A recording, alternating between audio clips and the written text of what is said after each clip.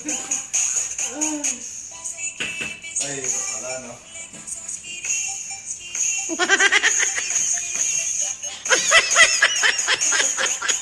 Hindi ganyan.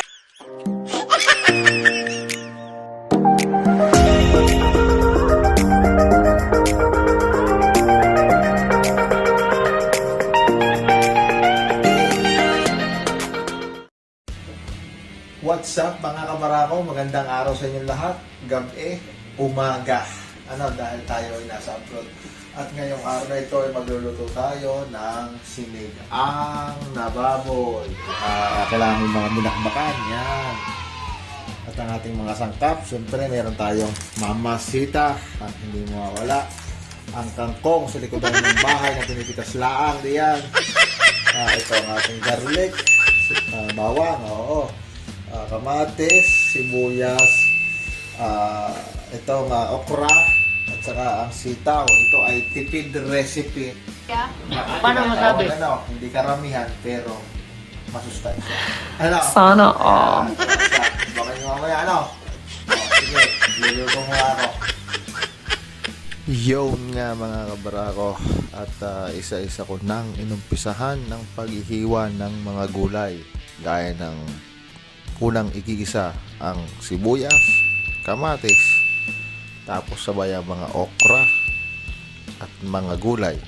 Sabay hinugasan ko na rin ito ng mahusay na mahusay at para naman nga ligtas ang ating kalusugan.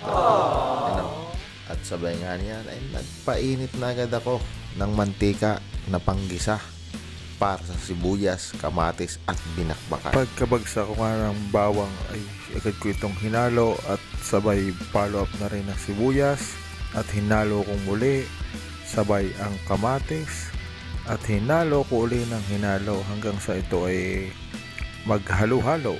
Siyempre at yung binakbakan uli. Yan. At pagkatapos kong ilagay siyempre tatakluban para lumambot ng kaunti. Yun, tapos nilagyan ko na agad-agad ng asin at saka paminta. Medyo dinadamihan kong paminta para medyo maganda yung aroma. Medyo mahanghang, hahaluin uli. Nilagyan ko na rin yan ng sabaw. Halos sa kalahating pitchil.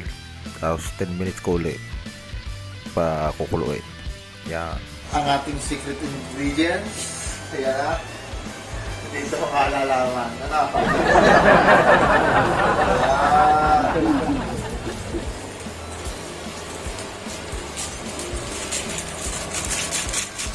Lahat na. Secret ingredients ay... Alam mo naman ng lahat na kailangan. Yan ang hindi natindihan. Kaya secret ingredients. Yun, paano mga kabarako? Garni lang naman ako magluto ng sinigang. Ayos, tapos na, malasa na. Pakukuluan ko lang uli ng isare. At isasapaw ko naman ang mga gulay para lumambot na, para maya maya ay makakain na.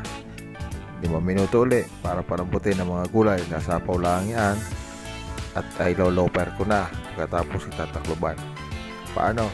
Kung nag-enjoy kayo sa panonood, maraming salamat. Don't forget to hit the notification bell at i-subscribe. Subscribe mo yan ng iba. Paano? Maraming salamat. See you on my next video.